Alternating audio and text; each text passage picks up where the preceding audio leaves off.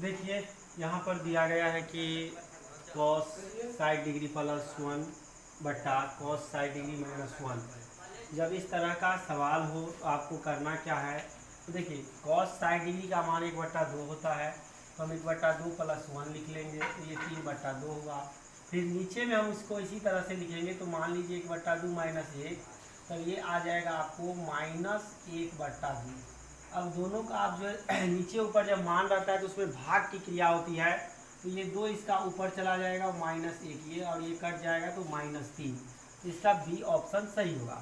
फिर कह रहा है जो sine 54 degree minus cos 36 degree. देखिए इस तरह से जब आपको सवाल रहे तो आप देखिएगा कि इन दोनों को जोड़ने के बाद अगर 90 पूछ जाए तो उसका जो मान होगा ना, अगर माइनस में होगा तो 0 होगा। तो यहाँ पर माइनस में दिया गया है तो इसलिए इसका ये ऑप्शन सही होगा।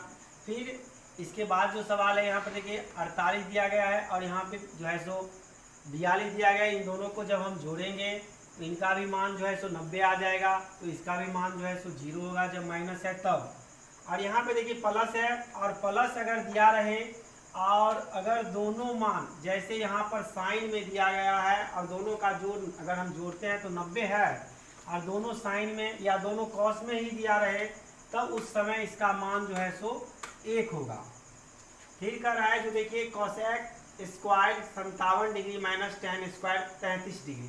तो यहाँ पर देखिए इन दोनों को जब हम जोड़ेंगे तो इनका भी मान जो है 90 डिग्री हो जाएगा, और दोनों के बीच में माइनस है तो यहाँ पर 0 नहीं होगा, क्योंकि जब हम इसको तोड़ेंगे तो sec square theta minus tan square theta बराबर 1 होता है, तो इसीलिए इसका बी ऑप्शन सही होगा 1। तो इस तरह से जब भी ऑब्जेक्टिव पूछे तो आप जो है सो बारीकी से पहले देखिए जो क्या कह रहा है क्या नहीं कह रहा है, जो ये नहीं जो घबरा करके आप कुछ भी कर लें। तो इसीलिए पहले बारीकी से देखिए और उसके बाद जो है सो जो होता है उसको आप बनाइए और सही से टिक लगाइए।